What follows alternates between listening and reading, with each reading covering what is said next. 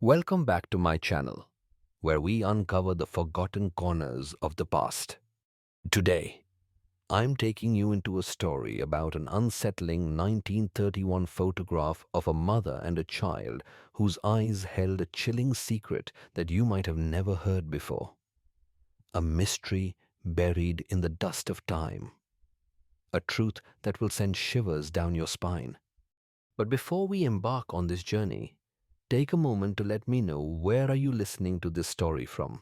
That helps me understand how far these secrets have traveled. And if this story truly captivates you, if it makes you ponder, don't hesitate to give me a like and subscribe to the channel to keep me going.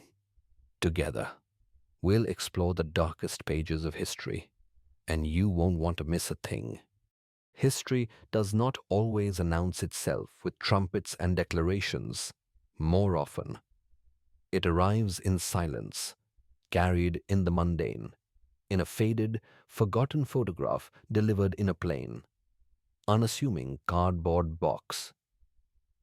It was on a Tuesday morning, a day like any other under the sterile, climate-controlled hum of the Smithsonian's archival department.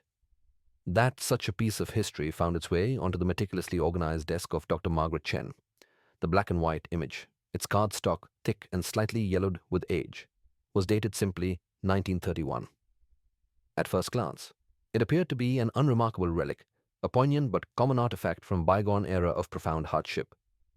It depicted a tender moment, a scene of maternal love rendered in shades of gray, set against the austere backdrop of the Great Depression.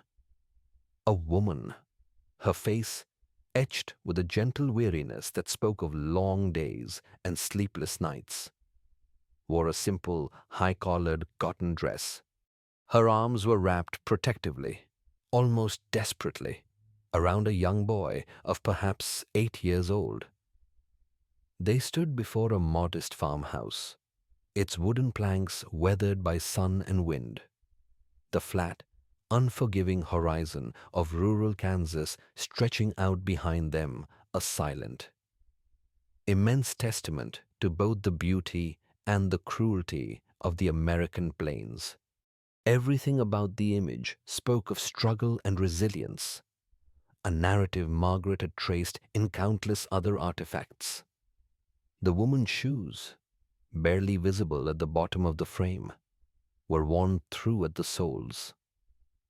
The boy's overalls were patched at the knee, a neat square of darker fabric standing out against the faded denim. These were the quiet details that told a familiar, powerful story of a family weathering the economic storm that had brought a proud nation to its knees. It was a portrait of love as a final bastion against the harshness of an indifferent world. Margaret had seen thousands of such photographs, each one a small, sacred window into a life lived, a story of survival. But this one was different. As she reached for her silver magnifying glass, a standard tool for examining the chemical integrity and physical condition of new acquisitions, a flicker of movement in her peripheral vision, a trick of the fluorescent lights on the glossy surface, perhaps made her pause. She set the tool down, her brow furrowed. She leaned closer, her professional curiosity, usually a calm and steady current, slowly giving way to a more primal, unsettling sense of unease. The woman's expression was a perfect, heartbreaking portrait of maternal affection. Her gaze was soft, her embrace secure, a circle of warmth against cold world. But it was the boy, the small figure nestled within that loving hold, who shattered the illusion of tranquility. His small hands were not relaxed, not tucked into his mother's side or returning her embrace. They were held rigidly, unnaturally, at his sides, his fingers curled into tight, white-knuckled fists as if bracing for an impact. And then, there were his eyes. Margaret felt her own breath catch, a sudden, sharp intake of air in the library quiet room, while his mother looked down at him with unmistakable love. The boy's eyes stared straight ahead. They looked past the photographer, past the boundaries of the paper and silver nitrate, and seemed to bore directly into the soul of whoever dared to look back across the chasm of 90 years. It was not the innocent, wandering gaze of childhood. It was not the look of a boy tired of holding a pose for a camera. It was a look of unnerving stillness, a profound, ancient gravity that seemed utterly alien on the face of one so young. There was no light in them, no spark of youthful wonder or mischief, only the flat, dark, unblinking weight of a soul that had seen too much, that knew too much. Margaret had studied the faces of children from this era, extensively children marked by poverty, by loss, by hunger. She had seen sadness in their eyes, and fear, but always, beneath it all, there was a flicker of the child within. In this boy, that flicker was gone. It had been extinguished, replaced by something else, something she couldn't name. What secret was being held so tightly in this mother's desperate embrace? A secret so heavy that it manifested in the chillingly mature, impossibly old eyes of her son. To truly comprehend the boy in the photograph, we must first immerse ourselves in the world that framed him, a world that now feels as distant as another planet. Kansas in the 1930s was more than just a geographical location.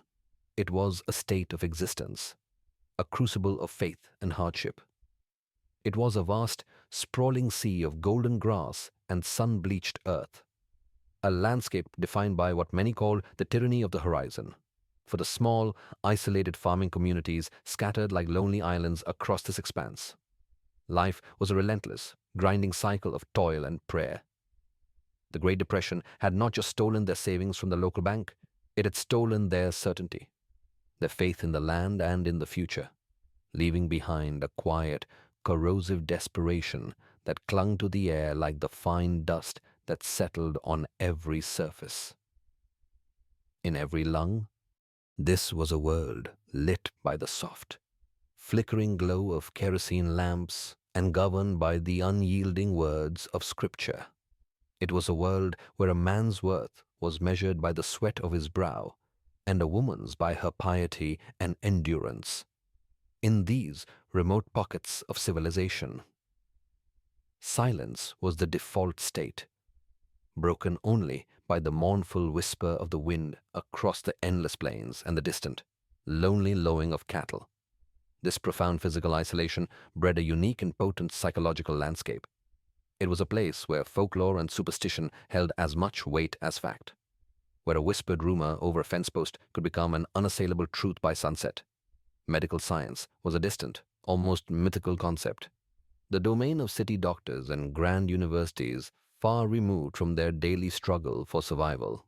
Here, the unknown was not a subject of academic curiosity, but a source of deep, primal fear. Anything that deviated from the norm, a failed crop, a sick animal, a child born different, could be interpreted as a sign, a judgment from an angry God. It was a society that clung fiercely to the familiar, and anyone who threatened that fragile order was met with suspicion, fear, and ultimately a cold and silent exclusion. It was, in every sense, a perfect incubator for secrets, a place where a family's shame or a community's sin could be buried deep in the unforgiving soil, hidden forever from the prying eyes of God and neighbor alike. Decades later, in a world of steel and glass, of digital records and the overwhelming noise of instant information, that secret, buried in the Kansas dirt, finally found its witness. Dr. Margaret Chen was not a treasure hunter. She was a custodian of whispers, a scholar of the silent, powerful stories that objects told when human voices had long since faded. Her office at the Smithsonian was a sanctuary of controlled silence, a world away from the dust and wind of the 1930s plains. It was filled with the faint, dry, almost sacred scent of aging paper and preservation chemicals. She moved through her work with a practiced, reverent precision, her gloved hands treating each artifact not as an inert object, but as a direct, tangible link to a human soul. She held a core belief that history was not a grand narrative of kings and presidents, but an intricate, fragile mosaic of countless, quiet, forgotten personal moments.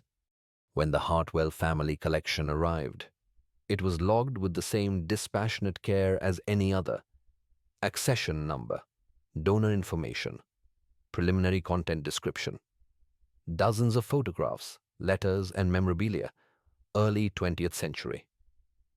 Margaret began her initial assessment, her trained eyes scanning for signs of fading, chemical decay, or physical damage. The photograph of the mother and child was just one among many. She noted the date, the likely location, the clear, poignant signs of economic hardship. It was, by all professional metrics, a standard, valuable piece of American social history. But as a magnifying glass, a tool she had used thousands of times, passed over the boy's face. Her methodical, practiced process came to an abrupt, jarring halt. The professional detachment she had cultivated over 20 years of academic discipline evaporated in an instant. It was replaced by a cold, prickling sensation that started at the base of her neck and spiderwebbed down her spine. It was the same deeply unsettling feeling a person gets when they are absolutely certain they're being watched in an empty room. The boy's eyes, even under the powerful magnification, seemed to defy the very physics of a photograph. They were not a static, two-dimensional recording of light on paper. They felt active, aware, and deeply intelligent. She saw in them a chilling clarity, a calculated, knowing stillness that had no place in the developing mind of an 8-year-old. It was a look that did not belong to the innocent child depicted in patched overalls, but to the weary, burdened, and perhaps dangerous adult he was not supposed to be. Margaret slowly, deliberately, lowered the magnifying glass, her heart now hammering against her ribs. The file in front of her contained a photograph, an artifact, but her intuition, an instinct honed by years of sifting through the echoes of the past, was screaming something else. She knew, with a sudden, gut-wrenching certainty that chilled her to the bone, that she was not looking at a memory. She was looking at the prelude to a tragedy. She was looking at evidence. An instinct so powerful could not be ignored. For a professional like Margaret Chen, evidence was not merely an object to be catalogued, it was a thread to be pulled. Her first action was to turn to the accession file, her movements now imbued with a new and urgent sense of purpose. The collection had been donated by the estate of one Eleanora Hartwell, who had passed away at the age of 97. The executor of the estate, and the point of contact, was a great-niece named Sarah Morrison. A phone call, Margaret knew, was the necessary, immediate next step. 3 days later, she found herself driving through the winding, tree-lined roads of Lancaster County, Pennsylvania, leaving the sterile certainty of Washington, D.C. far behind. The Hartwell home, a sprawling Victorian house that had belonged to Eleanora, stood as a silent monument to a life dedicated to preserving the past. Sarah Morrison, a woman in her 40s with kind, intelligent eyes and brown hair lightly streaked with gray, met Margaret at the door as she led the archivist inside. The house itself seemed to exhale the scent of old wood, lemon polish, and sealed away time. Hardwood floors creaked under their feet like the groans of a slumbering giant. The walls were lined with generations of Hartwell portraits, their painted eyes following Margaret's every move, silent guardians of the family's narrative. It was less a home and more a meticulously curated mausoleum of memory. Aunt Eleanora never married or had children, Sarah explained, her voice soft. She devoted her life to a family story. She used to say that photographs were windows into souls, that they revealed truth people might prefer to keep hidden. They reached Eleanora's study, a cozy room where floor-to-ceiling bookshelves stood sentinel around a large oak desk. It was here, amidst magnifying glasses and leather-bound journals, that the first whispers of the truth began to surface. Margaret presented the unsettling photograph, and Sarah's kind expression clouded over with a familiar confusion. "Thomas," she murmured, the name a half-forgotten echo. "Growing up, I heard stories about him, whispered conversations among the older relatives, but the stories never quite matched up." She recounted the cacophony of family lore. Some insisted this was Ruth Hartwell's son, Thomas, who died tragically young of influenza. Others claimed he wasn't her biological son at all, but a boarder, a child she was caring for temporarily. A few, more pragmatic family members even suggested that Thomas had never existed at all, that the photograph simply showed a different child entirely. A neighbor's boy, perhaps. The past was not a clear narrative. It was a fog of conflicting memories. Then, Sarah paused. Aunt Eleanor believed something else was going on, she said, walking over to a framed portrait on the mantelpiece. She turned it around. It was another photograph from the same era, showing the same woman, Ruth Hartwell.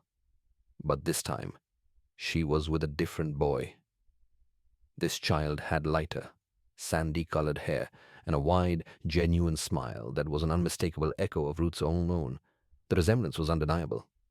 "This," Sarah said quietly, her voice heavy with the weight of the revelation, "was her actual son, James Hartwell, according to the family Bible. He died of pneumonia in the early winter of 1931, just days after this photograph was taken." The mystery had just deepened exponentially. The story was no longer about a strange boy in a family photo. It was now about a replacement, a substitution that had occurred with chilling speed in the immediate, raw aftermath of a mother's greatest loss. The air in the study grew thick with unspoken questions. Margaret felt the ground of the story shifting beneath her feet. One child dies, and another, a near-identical stranger in age but a world apart in demeanor, appears almost instantly. As Sarah poured 2 cups of coffee in the quiet, sunlit kitchen, she retrieved a manila envelope from one of her great-aunt's research boxes. "Aunt Eleanor found this last year," she explained, her hands carefully sliding out another photograph. "It was tucked away in the attic." The second image, also from 1931, but clearly taken several months later based on the heavier clothing and the bleak, leafless trees in the background, showed the same woman, Ruth Hartwell. But this time, she was standing alone in front of the Kansas farmhouse. The change in her was profound. The soft, maternal warmth from the first photograph was gone, replaced by an expression of deep, hollowed-out exhaustion. She looked haunted, her hands clasped so tightly in front of her that her knuckles were white.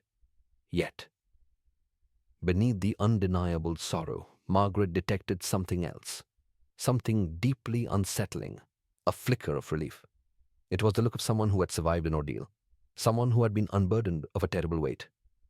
"Look at the back," Sarah urged, her voice barely a whisper. Margaret carefully turned the photograph over. In faded, spidery ink, a single sentence was scrawled, a message from the past that felt like a confession. It read, "After Thomas left us, may God forgive what we allowed to happen." Margaret felt a chill, cold and sharp, run down her spine. She read the words again, dissecting their terrifying ambiguity. "Left us." The phrase was a deliberate evasion. It did not say died. It did not say passed away. It suggested a departure. But the context felt far more sinister. And the second half of the sentence was even more damning. "May God forgive what we allowed to happen." This was not the language of passive grief. It was the language of active complicity, of a moral failing so profound that it required divine forgiveness.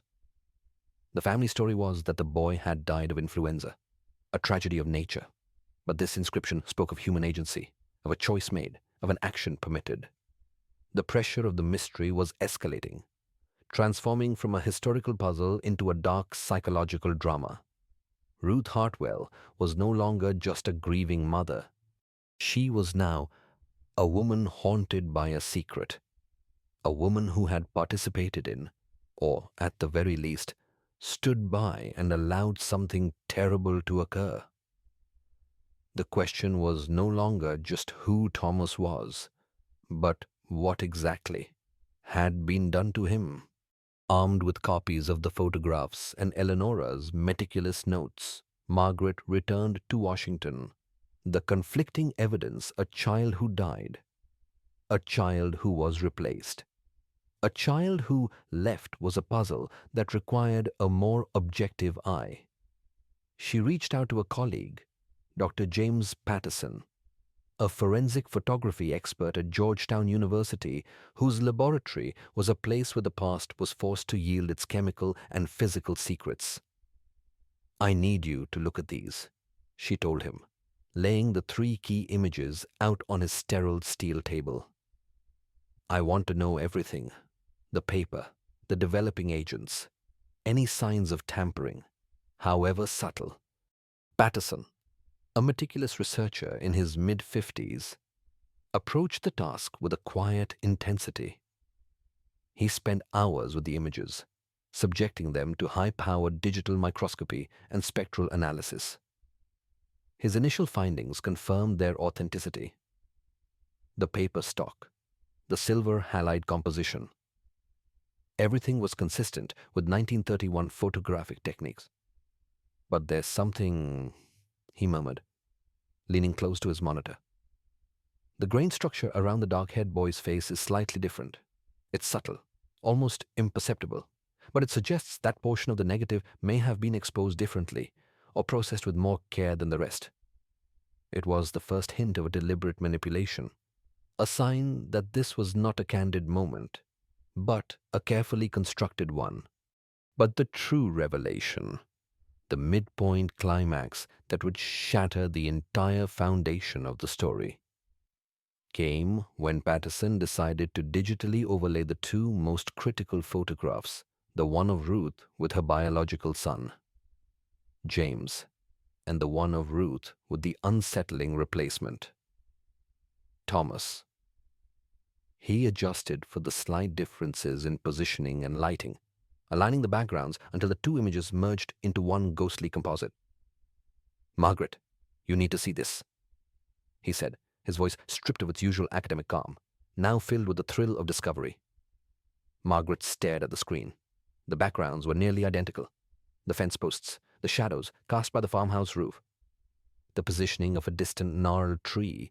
They were all in perfect alignment, suggesting the photographs had been taken from the exact same spot. "But more importantly," Patterson continued, his finger tracing a line on the screen, "look at this." He zoomed in, magnifying the image until the very fabric of Ruth's cotton dress was visible. "See this small L-shaped tear in the fabric near her left shoulder? It's visible in both images. And here." He moved the cursor down. "This scuff mark on the toe of her right shoe. It's identical." The implications were staggering, immediate, and undeniable. Margaret felt her heart race, the blood pounding in her ears. "What are you saying, James?" she asked, though she already knew the answer. "I'm saying," he replied, turning to face her, his eyes wide with the significance of his finding, "that based on the irrefutable physical evidence, Ruth's clothing, the lighting conditions, even the way a stray lock of her hair is arranged, these 2 photographs were not taken months or even weeks apart." He paused, letting the weight of his words fill the silent lab. They were likely taken on the same day, possibly within hours of each other. The bombshell had detonated. The carefully constructed, albeit tragic, narrative of a grieving mother finding solace in a new child months after her son's death was a complete and utter fabrication. This was not a story of slow healing. This was a story of immediate, desperate, and calculated deception. A cover-up that had been staged and photographed on the very day, perhaps in the very hour, that her true son had been laid to rest. The mystery was no longer about a strange boy. It was about the anatomy of a lie. A lie, once dissected, leaves behind a chilling vacuum. The forensic evidence from Dr. Patterson's laboratory had exposed the how of the deception: a staged photograph, a manipulated timeline, a desperate, calculated act of misdirection. But the far darker, more profound question of why remained unanswered, echoing in the sterile silence of the lab. A photograph, however damning, is ultimately mute. To break a 90-year-old silence, Margaret Chen knew she needed more than science. She needed a human voice, a living memory, armed with the new, shocking information that transformed the narrative from a slow tragedy into an immediate conspiracy. She made a decision. She had to go to the source. She had to travel to Millfield, Kansas. The journey itself felt like a regression through time, leaving the frantic, modern pulse of the East Coast. Her car carried her westward into the vast, unending heartland. The landscape flattened. The sky expanded into an immense, indifferent dome of blue, and the world simplified into earth and sky. Millfield, the small farming community that had once been the entire world for the Hartwell family, was now little more than a whisper on the vast plains, its population having dwindled to fewer than 2,000 souls. Its modest town hall, a brick building from the turn of the century, still held its secrets, locked away not in digital archives, but in dusty, leather-bound record books whose pages smelled of time itself. The town clerk, a woman in her 70s named Mary Kowalski, possessed an encyclopedic, almost cellular, knowledge of local history. Her grandfather had been the town's doctor during the 1930s, and she had inherited the community's collective memory, its triumphs and its hidden traumas. Ruth Hartwell, Mary said thoughtfully, her polished fingernail tracing a line in a dusty ledger. The ink faded to a ghostly brown. Oh, yes, a sad story. That one, my grandfather, Dr. Evans, delivered her son, James, in 1923. A sweet boy, he always said, but sickly from birth. Broke poor Ruth's heart to pieces when he died of pneumonia in the winter of '31. Margaret carefully laid the photographs on the polished wooden counter. Mary's recognition of Ruth and her biological son, James, was immediate, a fond smile touching her lips. But when her eyes fell upon the image of Ruth with the dark-haired boy, the photograph that had started it all, the smile vanished. Her face grew troubled, her brow furrowed in a deep, perplexed concentration. "This child," she said slowly, picking up the photograph for a closer look. "I don't recognize him at all. And believe me, in those days, I knew every family, every child in this area. We all looked out for each other. A new face, especially a child's, would have been the talk of the town for a month." She paused, her gaze fixed on the boy's unsettling face. "There's something about his eyes. It's not sadness, it's knowledge, almost like he's much older than he appears." Driven by a sudden thought, Mary walked to a tall steel filing cabinet in the corner, its drawers groaning in protest as she pulled one open. She retrieved a brittle, yellowed folder marked 1931 birth and death records. Her finger, now trembling slightly, ran down a handwritten list. "James Hartwell died February 15th, 1931, she confirmed, her voice soft. "But here's what's strange. I've searched the town census for that year, the school enrollment, my grandfather's patient logs. There's no record of any other child living with Ruth, no adoption papers, no temporary custody arrangements, nothing. She looked up at Margaret, her expression a mixture of profound concern and dawning confusion. According to the official, written history of Millfield, Kansas, after her son died, Ruth Hartwell lived entirely, completely alone on that farm. The photographs in Margaret's hands were not just a family lie, they were a direct, inexplicable contradiction of official history. Then, as if grasping at a final, fading thread of memory from her own childhood, Mary's eyes lit up with a spark of recollection. "Frank Morrison," she said, her voice firm. "He's 94 now, lives at the assisted living facility on the edge of town. His family owned the farm right next to the Hartwells.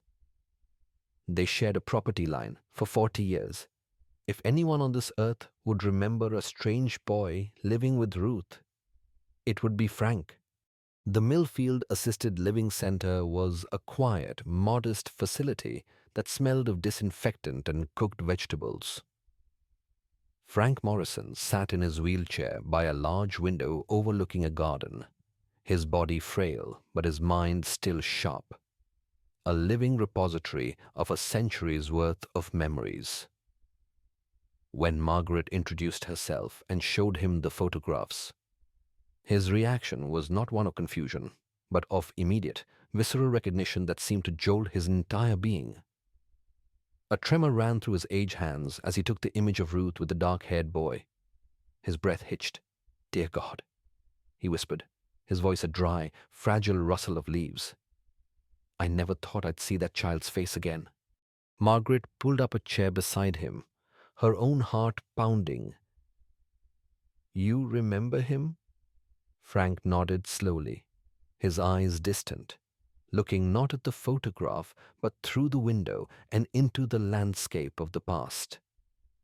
"Thomas, that's what Ruth called him, though I always suspected that wasn't his real name. He appeared at her farm just a week or two after young James was buried. The whole town was grieving for her. Ruth was nearly mad with it, wandering her property like a ghost. And then, suddenly, there was this boy." Frank described how the child rarely spoke, but when he did, his words seemed too sophisticated, his syntax too complex for his apparent age. He told of how the boy would stare at people with an unnerving, analytical intensity that made grown men uncomfortable, and how he seemed to know things he couldn't possibly know, private details about neighbors' marital troubles, information about financial dealings that had happened long before he supposedly arrived in Millfield. "The animals didn't like him," Frank continued, his voice dropping lower, conspiratorially. "My family's dog, a brave Airedale named Rusty, would whimper and hide under the porch whenever Thomas was near. Even Ruth's old milk cow would become agitated, kicking at her stall when he approached. Animals sense things. You know, they sense when something ain't right." He then spoke of the boy's sudden, silent disappearance one night in the late summer of 1931. One day he was there, a strange, silent presence on the Hartwell farm. The next, he was gone. Ruth never spoke of it, but the next morning, Frank saw her in her yard, and she was different, relieved, but also haunted, as if a fever had broken. Within a few months, she had sold the farm for a pittance and moved away, never to return. "Did anyone report him missing?" Margaret asked, her voice quiet. "That's the strangest part," Frank said, shaking his head. "Nobody, not the sheriff, not Ruth, nobody. It was as if the entire town collectively decided to forget he had ever existed. A shared, unspoken amnesia. Then—" Frank leaned forward, his grip tightening on the arms of his wheelchair, his voice barely a whisper, sharing a secret he had kept locked away for over 80 years. "But I'll tell you something I've never told another living soul. 3 days after Thomas disappeared, I was walking the fence line past Ruth's farm at dusk, and I saw her in the backyard, behind the old barn, She was digging deep into the ground with the shovel, working like a woman possessed through the night by the unsteady, flickering light of a single kerosene lantern. Frank's testimony was not a clue, it was a map. The confession was not in a diary or a letter, it was buried in the unforgiving Kansas soil. Margaret contacted Sarah Morrison immediately, her voice tight with a mixture of dread and discovery. Together, they drove to the site of the original Hartwell farm. The property had been abandoned since the 1950s. The farmhouse now a skeletal ruin. Its roof collapsed, its windows like the vacant eyes of a skull. But the old barn Frank had mentioned still stood, its red paint long since faded to a rusty, blood-like brown. The current landowner, a practical man named Robert Jensen, who had grown up hearing local ghost stories about the cursed Hartwell place, readily gave them permission to explore. His curiosity piqued.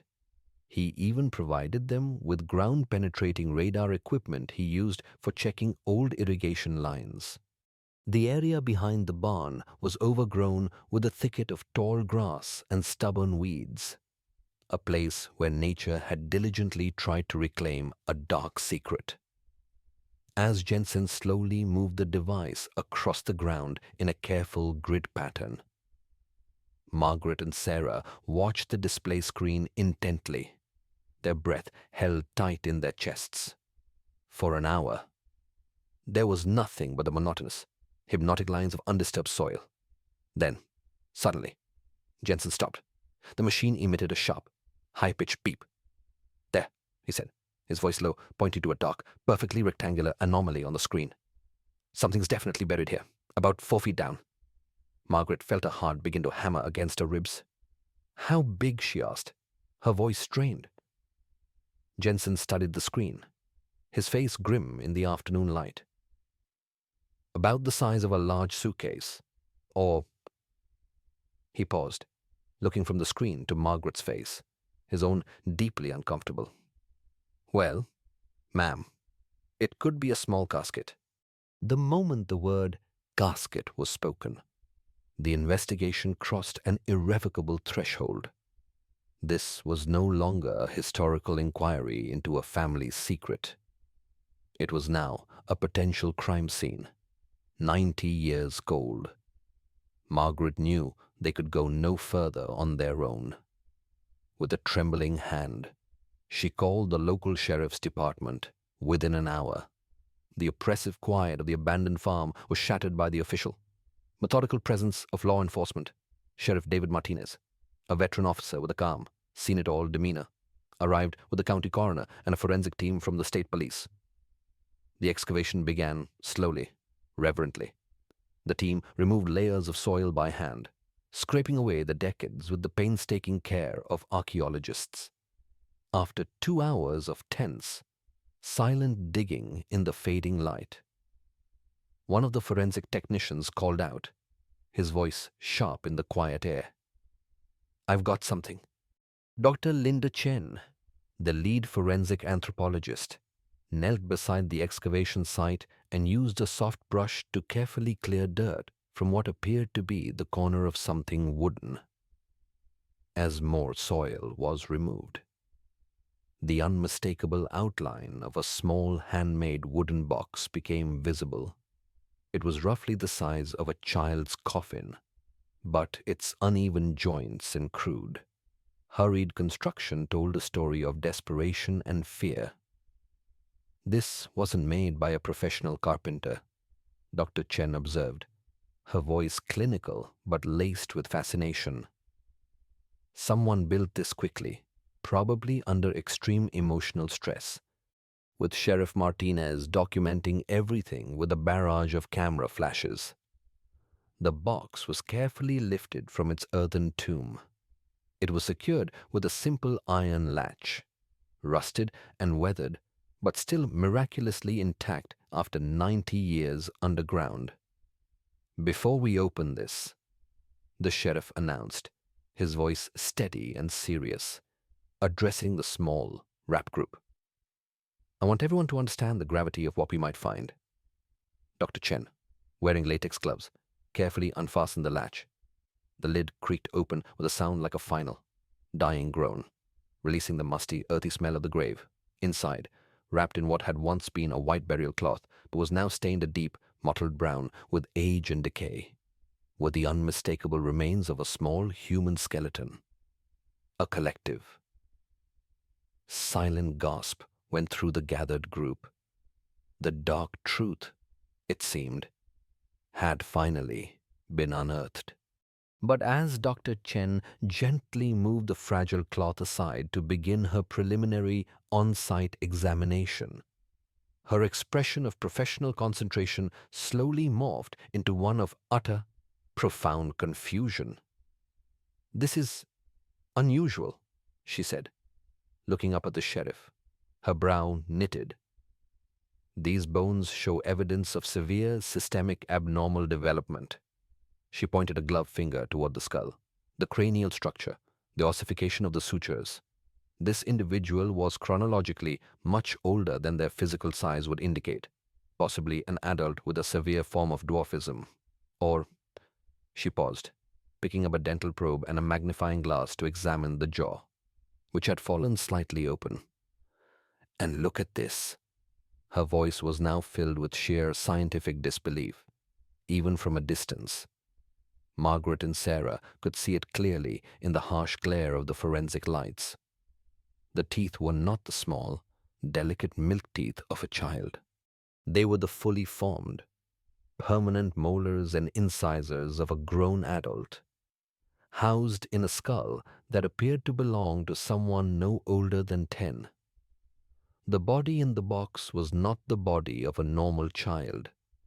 The secret Ruth Hartwell had so desperately buried was far stranger and far more complex than anyone could have ever imagined. The revelation unearthed from the Kansas dirt sent immediate, seismic shockwaves back to the climate control laboratories of Georgetown University. The supernatural horror story that had begun to form in the minds of those at the dig cite a chilling tale of a demonic child. An unholy entity buried in haste collapsed in an instant. It was replaced by a far more complex, intellectually staggering, and heartbreaking scientific mystery. While the forensic team in Millfield continued their careful, reverent analysis of the fragile remains, Margaret Chen placed a frantic call to James Patterson.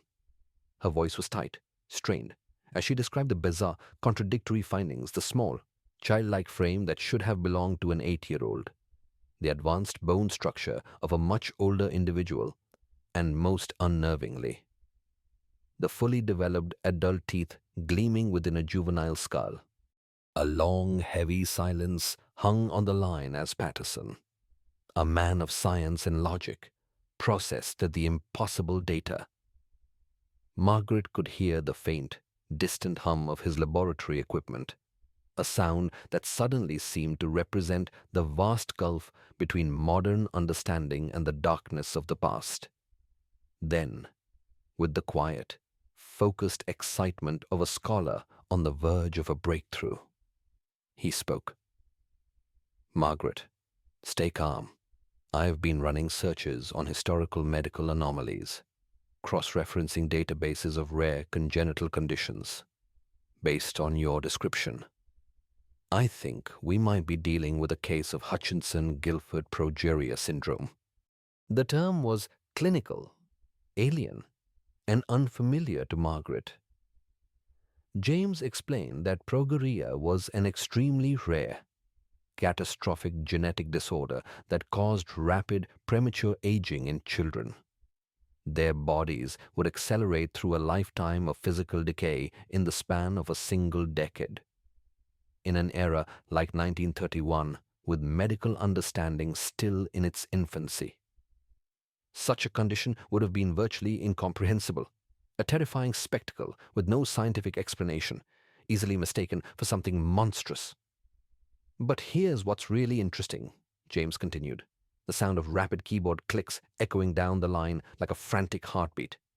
"I found it, There are digitized records from a state facility in Nebraska, dated 1930. It involves a boy named Timothy Walsh who disappeared from the institution. The boy suffered from an advanced, aggressive form of progeria.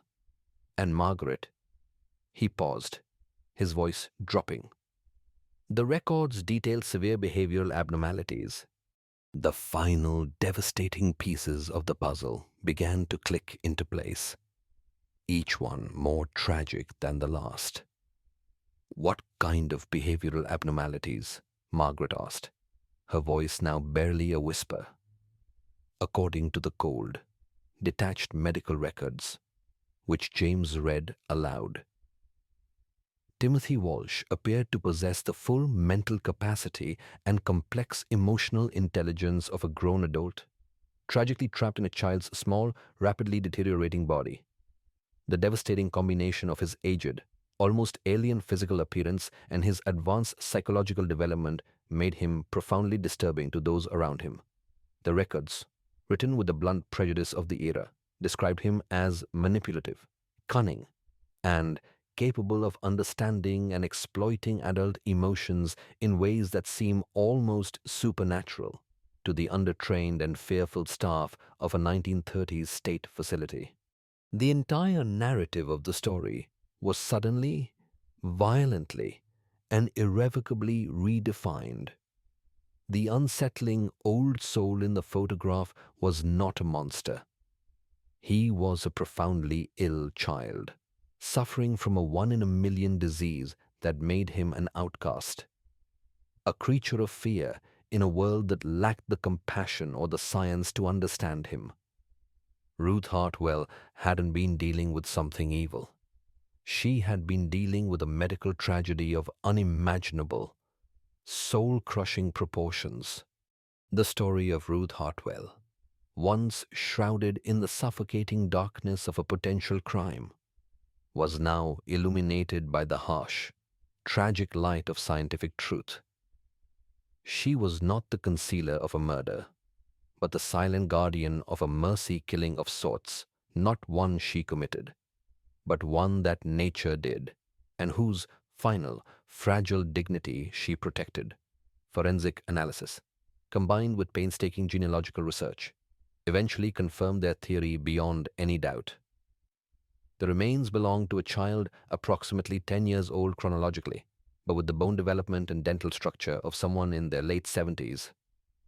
Limited DNA testing, compared with samples from the living descendants of the Walsh family in Nebraska, strongly suggested that the boy known as Thomas was indeed Timothy Walsh. He had likely escaped the Nebraska facility, a place described in accompanying records as little more than a human warehouse for the unwanted, and somehow, through a desperate twist of fate, found his way to the isolated farm of a woman consumed by her own recent, devastating loss. Back in Eleanora Hartwell's quiet, sun-drenched study, Sarah Morrison found her great-aunt's final journal, written in the last year of her long life. In it, the truth, as Eleanora had painstakingly pieced it together through decades of her own private investigation, was laid bare. One entry, dated just months before her passing, written in a shaky but determined hand, read, "They saw a monster. Ruth saw a child. She saved that poor boy from a lifetime of institutional horror, from the prying eyes and cruel whispers of a world that would never understand him. When his suffering finally ended, when his small, tired body finally gave out under the weight of a lifetime it was never meant to carry, she gave him the only thing she had left to give the dignity of a quiet burial. Even at great personal risk to herself, she was not a criminal. She was a hero." The words served as a final, powerful testimony, a reframing of Ruth's entire life. Her silence was not born of guilt, but of a fierce, protective, and utterly solitary compassion. Margaret, moved by the story, arranged for Timothy Walsh to be reinterred in the Millfield Cemetery. It was a small, quiet ceremony on a crisp autumn day. He was not placed back in the crude, handmade box, but in a proper casket, with a proper headstone. The inscription, approved by both the Walsh descendants and Sarah on behalf of the Hartwell family, was simple, yet it spoke volumes. It read, Timothy Walsh, 1921, 1931, a child who knew too much suffering, finally at peace. The legacy of the events of 1931 was not one of crime, but of a profound, hidden kindness. Ruth Hartwell had carried the secret of her compassion for the rest of her life, a silent, heavy burden. She was unable to speak of the single greatest act of mercy that had defined her, for fear of a world that would have surely condemned it. In the end, it all came back to the photograph. Weeks later, Margaret Chen stood in her office at the Smithsonian, holding the original image one last time before it was placed in the permanent collection. It would now be displayed with a new placard, one that told not of an unsolved mystery, but of a testament to the power of human kindness in the face of the incomprehensible. She looked at the boy's face, the face that had once seemed so unsettling, so chillingly off. But she no longer saw a monster. She no longer felt a sense of dread. Instead, she finally saw what Ruth Hartwell must have seen all along, a terrified, lonely, and profoundly suffering child who had nowhere else to go. A child trapped in a body that was betraying him at every turn, possessing an adult's full, horrifying awareness of his own tragic, impossible situation. Ruth's maternal love in the photograph was genuine, fierce, and heartbreaking. It was the love of a mother who, having just lost her own son to the whims of nature, found another who was even more lost. A child abandoned by nature itself. The photograph had finally revealed its deepest, most profound truth. Sometimes, what feels wrong, what feels unsettling, is simply something we do not yet understand. Our fear of the unknown is a powerful, primal force, capable of twisting tragedy into horror and compassion into a suspected crime. Ruth Hartwell's story is a haunting legacy, a quiet but enduring warning that the greatest monsters are often not the ones we imagine lurking in the shadows, but the ones we create out of our own ignorance and fear. It is a reminder that true courage is sometimes a silent act, a secret kept not to conceal a crime, but to protect an act of profound and misunderstood humanity. The boy's eyes no longer held a chilling secret, but a heartbreaking plea, a plea to be seen, to be understood, and ultimately to be remembered not for the strangeness of his appearance, but for the extraordinary compassion he inspired in a stranger. A woman who chose love when the rest of the world would have chosen fear.